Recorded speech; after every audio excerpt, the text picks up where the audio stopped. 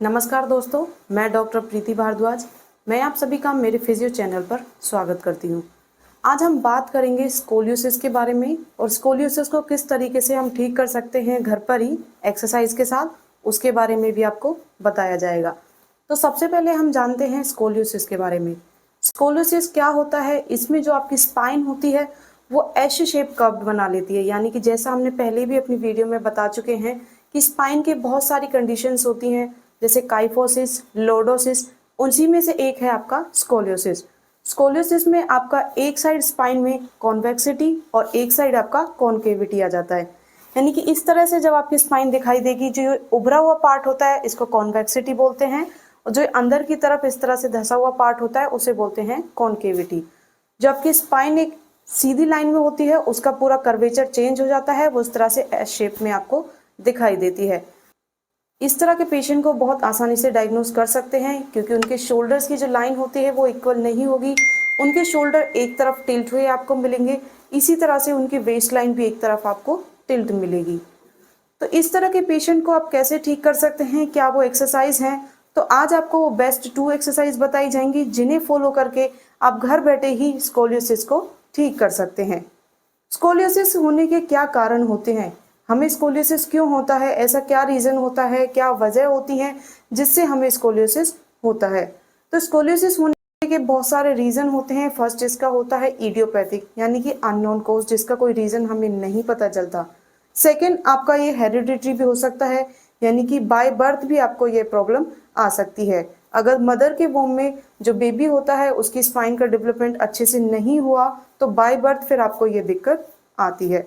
Third आपका होता है न्यूरोमस्कुलर डिसऑर्डर, यानी कि अगर आपको न्यूरोमस्कुलर कंडीशन है कोई, जिस तरह से सीपी वाले चाइल्ड में आपको अक्सर देखने को मिलेगा कि उनकी स्पाइन में प्रॉब्लम आ जाती है, तो उसी तरीके से न्यूरोमस्कुलर कंडीशन में आपको स्कोलियोसिस होने के भी बहुत ज़्यादा चांसेस होते हैं।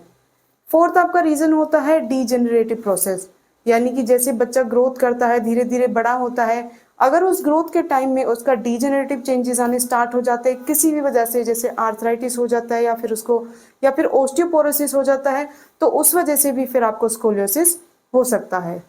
तो यह रहे वो रीजन जिसकी वजह से आपको स्कोलियोसिस होता है। तो अब आते हैं एक्सरसाइज के बारे में है और सीखते हैं उन एक्सरसाइज को। आपको स्टेप बाय स्टेप उन एक्सरसाइज को समझाया जाएगा, टिप्स भी दी जाएंगी और आपको पूरा क्लियर इंस्ट्रक्शन दिया जाएगा कि किस तरह से घर पे ही आप इन एक्सरसाइज को बहुत ईजी वे में कर पाएं। चलिए अब बात करते हैं फर्स्ट एक्सरसाइज के बारे में। फर्स्ट आपकी एक्सरसाइज है साइड प्लैंक। साइड प्लैंक में आपको किस चीज का ध्यान रखना है? जैसे इस तरह से आपकी कॉन्वेक्सिटी है तो आपको उसी साइड से आपको साइड प्लैंक करना है। ये वाला जो आपका हिस्सा है वो नीचे आना चाहिए, इस बात को आपका खास ध्यान रखना है। तो साइड प्लैंक करने में जैसे आपको इस पिक्चर में दिखाया इस तरह से पोजीशन लेनी है, दोनों आपकी लेग पूरी एक्सटेंड होनी चाहिए। उसके बाद फिर आप धीरे धीरे ट्राई करेंगे अपने इस हिस्से को सीधा करने की। आपको लिफ्ट करना है, फिर वहां पर उसे होल्ड करना है 5 to 10 सेकेंड के लिए। स्टार्टिंग में हो सकता है कि आपको थोड़ा डिस्कम्फर्ट लगे, क्योंकि कॉन्वेक्सिटी होने की वजह से आपकी जो मसल्स हैं बहुत ज़्यादा लेंथन हो गई हैं और जो कॉन्केविटी वाली हैं वो टाइट हो गई हैं, तो उससे आपको थोड़ा सा पेन होगा, थोड़ा डिस्कम्फर्ट लगेगा एक्सरसाइज करने में। लेकिन जैसे जैसे आप डेली एक्सरसाइज फॉलो करेंगे तो फिर आपके लिए काफ़ी ईजी हो जाएगा। और अगर आप लगातार इन एक्सरसाइज को फॉलो करेंगे तो आप देखेंगे कि आपको काफ़ी अच्छा रिजल्ट मिलेगा। जो आपकी स्पाइन में प्रॉब्लम आपको दिखाई दे रही थी वह भी धीरे धीरे आपको कम होती नजर आएगी। तो इस तरह से आपको साइड प्लैंक करना है। साइड प्लैंक करने के क्या क्या फायदे होते हैं, किस तरह से ये इफेक्ट करता है स्कोलियोसिस वाले पेशेंट को?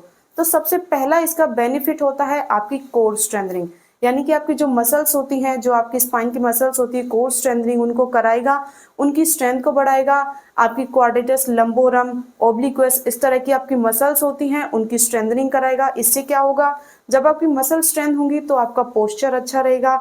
आपकी मसल स्ट्रेंथ होंगी तो आप इजीली मसल्स की फिर बैलेंस भी कर पाएंगे। कोर स्ट्रेंथनिंग करने के साथ साथ ये आपके पोस्चर को भी अच्छा करता है, यानी कि अगर आप साइड प्लैंक एक्सरसाइज करेंगे तो इससे जो आपकी टाइटन मसल्स हैं वो थोड़ी लूज हो जाएंगी और आपका पोस्चर, जैसे आप देखते हैं स्कोलियोसिस वाले पेशेंट में एस शेप का दिखाई देता है, धीरे धीरे आप देखेंगे, महसूस करेंगे कि अब आपका पोस्चर भी धीरे धीरे आपको करेक्ट होता नजर आएगा।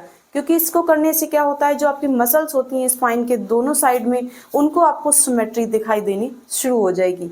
क्योंकि उसमें क्या होता है, स्कोलियोसिस होने की वजह से आपकी मसल्स में एसिमेट्री यानी स्टार्ट हो जाती है, और इस एक्सरसाइज को करने से फिर आपको क्या दिखाई देगा, आपको उस मसल्स की फिर सिमेट्री दिखाई देगी। तो आपकी स्ट्रेंथनिंग करेगा ये आपकी मसल्स को, उसके साथ साथ आपके पोस्चर को अच्छा करेगा, आपकी मसल्स को भी बैलेंस करेगा, क्योंकि इस एक्सरसाइज को करने से आपकी मसल्स भी बैलेंस होगी और आपका पोस्चर भी अच्छा रहेगा। तो अब बात करते हैं सेकंड एक्सरसाइज के बारे में। सेकंड आपकी एक्सरसाइज है कैट एंड काउ स्ट्रेच। जैसा आप पिक्चर में देख पा रहे हैं, कैट स्ट्रेच है और सेकंड है आपका काउ स्ट्रेच। आप कैट वाली पोजीशन बनाएंगे तब आपको एक्सहेल करना है, यानी कि सांस को छोड़ना है। जब आप काउ वाली पोजीशन बनाएंगे तब आपको क्या करना है, गहरी सांस लेना है, इनहेल करना है। तो आपको सबसे पहले आपने काउ वाली पोजीशन बनाई, आपने इनहेल किया, एक गहरी सांस ली, और जब आप दूसरी पोजीशन बनाओगे तो अब आपको एक्सहेल करके उसको छोड़ देना है। इस एक्सरसाइज को, स्ट्रेचिंग को करने से आपको बहुत ज़्यादा बेनिफिट मिलेगा, धीरे धीरे आपके पोस्चर में इंप्रूवमेंट मिलेगी। कैट एंड काउ स्ट्रेच से क्या होता है, स्ट्रेचिंग करने से आप देखेंगे जो आपकी मसल्स है जो टाइट हो गई हैं, यानी कि आपके स्पाइन के साइड में जो मसल्स होती हैं, इरेक्टर स्पाइनी होती हैं, उनमें बहुत ज़्यादा टाइटनेस आ जाती है, बहुत ज़्यादा स्टिफनेस आपको महसूस होती है। तो वो स्टिफनेस, वो टाइटनेस भी धीरे धीरे आपको निकलती हुई नजर आएगी, यानी कि आपका जो डिस्कम्फर्ट का लेवल है वो कम हो जाएगा और आप एक कंफर्टेबल लेवल में आ जाएंगे। स्ट्रेचिंग करने से क्या होगा, आपकी मसल्स की बैलेंसिंग होना भी स्टार्ट होगी, क्योंकि जो आपके स्कोलियोसिस होने से क्या है, आपका पोस्चर खराब हो जाता है, एक साइड की मसल्स आपकी लेंथन हो जाती हैं, दूसरी साइड की मसल्स आपकी टाइट हो जाती हैं, तो उनमें फिर ये क्या करेगा, मसल्स की बैलेंसिंग करेगा। इसके साथ साथ जब आप स्ट्रेचिंग करेंगे बार बार, आपको काफी रिलैक्स फील होगा, आपकी मसल्स को रिलैक्स करेगा, और फ्लेक्शन और एक्सटेंशन करने से क्या होगा, फिर जो आपकी वर्टिब्रा यानी कि स्पाइन की जो वर्टिब्रा है जिनमें काफी स्टिफनेस आ चुकी है स्कोलियोसिस होने की वजह से, वहां पर वर्टिब्रा पर, एक एक वर्टिब्रा पर आपको मूवमेंट फील होगी। तो बार बार मूवमेंट होने से क्या होगा, स्टिफनेस निकलेगी, और आपकी जो स्पाइन का कर्वेचर है जो चेंज हो गया है वो भी धीरे धीरे आपको वापस होता हुआ नजर आएगा। तो कैट एंड काउ स्ट्रेच करने के बहुत सारे फायदे हैं, आपकी मसल्स को बैलेंस करेगा, मसल्स की स्टेबिलिटी को भी बढ़ाएगा, यानी कि जो मसल की स्टेबिलिटी है, जो उनकी स्ट्रेंथ है कम हो गई है, तो इस एक्सरसाइज को बार बार करने से उनकी स्टेबिलिटी भी काफ़ी बढ़ेगी, उनकी रेंज ऑफ मोशन भी बढ़ेगी, इसके साथ उसकी स्टिफनेस और टाइटनेस का लेवल भी कम हो जाएगा। इस एक्सरसाइज को करने का फायदा एक और है कि आपके ये पोस्चर को भी करेक्ट करेगा, यानी कि बार बार फ्लेक्शन और एक्सटेंशन जब आप इस एक्सरसाइज में करेंगे, इसके साथ साथ स्ट्रेच भी होती है आपकी बैक की मसल्स, तो उससे फिर आपका पोस्चर करेक्ट होना शुरू हो जाएगा। यानी कि जो स्कोलियोसिस होने की वजह से आपके पोस्चर के ऊपर बहुत ज़्यादा असर आया है, पोस्चर आपका खराब हो चुका है, आप एक साइड इस तरह से टिल्ट करके रखते हैं, तो वह भी आपका धीरे धीरे ठीक होता नजर आएगा। तो आज इस वीडियो में हमने बात करी है स्कोलियोसिस के बारे में, उसके साथ साथ आपको स्कोलियोसिस को घर बैठे किस तरीके से ठीक कर सकते हैं। बहुत सिंपल सी आपको 2 एक्सरसाइज बताई गई हैं, स्टेप बाय स्टेप किस तरह से फॉलो करना है, क्लियर इंस्ट्रक्शंस भी आपको दिए गए हैं। इसके साथ साथ एक टिप्स ये भी है स्कोलियोसिस वाले पेशेंट के लिए कि जब भी आप लेटे, यानी कि रात को जैसे ही आप बिस्तर पे आए, जिस साइड आपकी कॉन्वेक्सिटी है उस साइड आप टॉवल का एक रोल बना के इधर रख ले। उससे क्या होगा, जैसे यहाँ प्रेशर पड़ेगा आपके टॉवल रोल से, तो आपकी कॉन्केविटी जो साइड है जो इस तरह से टिल्ट हो गई, वो धीरे धीरे इस तरह से आपको करेक्ट होने में हेल्प कराएगा। ट्राई करें सुबह और शाम आप 5 से 10 मिनट स्टार्टिंग में इतना ही रखें, और जैसे जैसे आप कंफर्टेबल फील करें तो 10 से 15 मिनट आप टॉवल का रोल बनाकर रखें। लेकिन उसमें आपको बस ये बात का ध्यान रखना है कि इस टॉवल रोल को आपको कॉन्वेक्सिटी साइड में रखना है, कॉन्केविटी साइड में आपको बिल्कुल नहीं रखना है, वरना इसका फिर आपको बेनिफिट नहीं मिलेगा।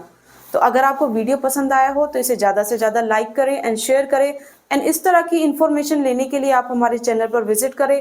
वहाँ पर आपको बहुत सारी वीडियो मिलेंगी जो हम पहले ही अपलोड कर चुके हैं, और उसमें आपको एक्सरसाइज बताई जाएंगी। उन एक्सरसाइज को देखकर आप फॉलो करें, जिससे कि घर बैठे ही आप अपने frozen shoulder, heel pain, back pain, neck pain, इन सबको आप ठीक कर सके। तो वीडियो को ज़्यादा से ज़्यादा लाइक करिए एंड शेयर करिए, and thank you for watching this video.